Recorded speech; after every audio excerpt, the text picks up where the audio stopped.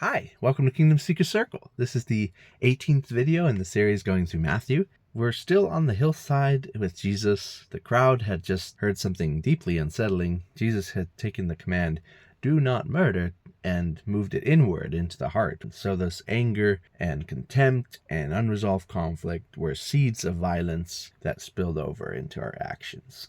So already the people listening are realizing something. The righteousness Jesus is describing is not about appearances. It's not about compliance externally. It's about the heart. And now Jesus moves to another command everyone in the crowd knows. Another line from the 10 Commandments. And once again, he goes deeper than anyone expected. Now let me remind us that we are going through what the text says, why it says that, and what gives weight to its context. With that being said, let's begin where Jesus says, "You have heard that it was said, 'You shall not commit adultery.'" Now that command was clear and serious in Israel's law. Adultery was not just a private moral failure. It broke marriages, families, and covenant faithfulness. So everyone listening would agree with this command. Of course, don't commit adultery. But then Jesus says something that shifts the focus completely. "But I tell you that anyone who looks at a woman lustfully has already committed adultery with her in his heart." In that moment, the line moves. Adultery is no longer just an act committed in secret somewhere. It begins much earlier.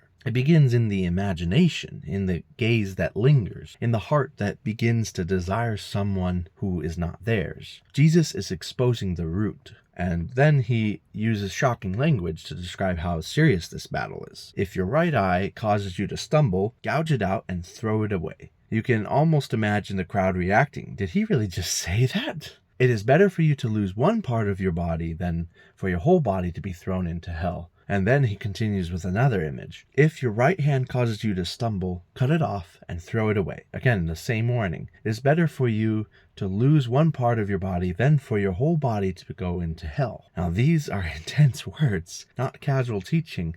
Jesus is describing the seriousness of sin and seriousness of dealing with that. Then he moves to another connected issue, divorce. It has been said, anyone who divorces his wife must give her a certificate of divorce. Now, in Jewish society at the time, this was a debated issue.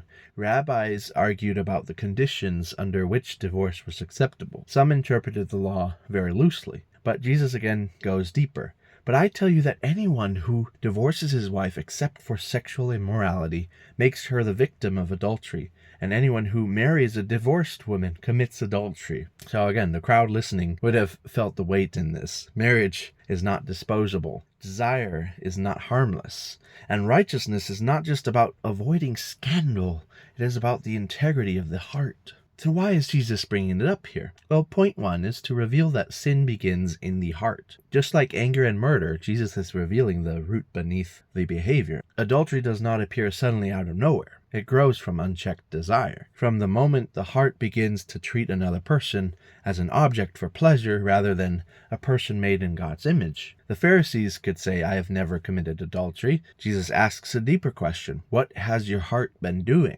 Now, he is showing that the law was always pointing toward inner faithfulness, not merely outward compliance. Point two is to show the seriousness of fighting sin. The imagery of removing an eye or cutting off a hand is shocking, and it's on purpose. Jesus is not commanding literal self-harm, that we literally gouge our eyes out and chop our hands off, but the point is urgency and seriousness. So sin is not something to just play with, not something to trivialize. It is not something to casually manage. It destroys and attacks our life. Lust destroys marriages. It damages trust. It reshapes the way we see people. So Jesus says, deal with it radically. Remove the things that lead you into it. Better to lose something temporary than to allow sin to take root and consume your whole life. So point number three, to protect the sacredness of marriage. In Jesus' time, some teachers allowed divorce for extremely trivial reasons. A man could dismiss his wife with legal paperwork and move on.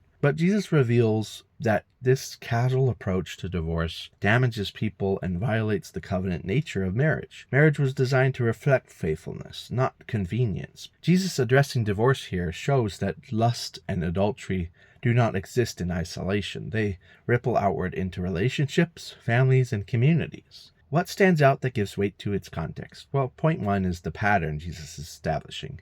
By this point in the Sermon on the Mount, the pattern is clear. You have heard that it was said, but I tell you, Jesus is not discarding the law, he is revealing its true depth, where it's coming from.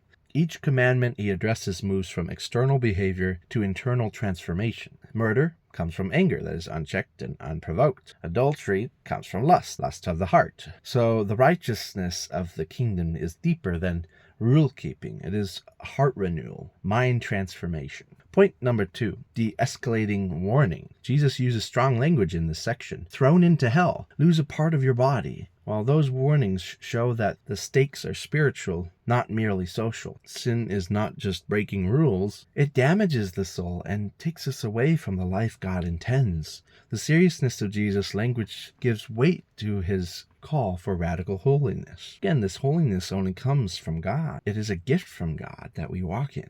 Point 3 is the connection to the previous teaching. Notice how closely this passage connects with the previous one. First, Jesus addresses anger. Now he addresses lust. Both deal with internal desires that grow into destructive actions. Both show that righteousness must go deeper than behavior. Together they form a powerful message. The kingdom of heaven transforms the hidden places of the heart. Now, this is exactly what Jesus meant earlier when he said, our righteousness must surpass that of the Pharisees. Not by doing some more religious activities, but by becoming different people from the inside out. That can only come from Jesus. This passage forces us to confront something uncomfortable. Most people measure morality by visible action. Jesus measures it by the condition of the heart. Where do our desires go when no one is watching? What do we allow our minds to dwell on? How do we treat people in our imagination? Jesus is not trying to shame his listeners. He is trying to free them, because lust turns people into objects, but the kingdom of heaven restores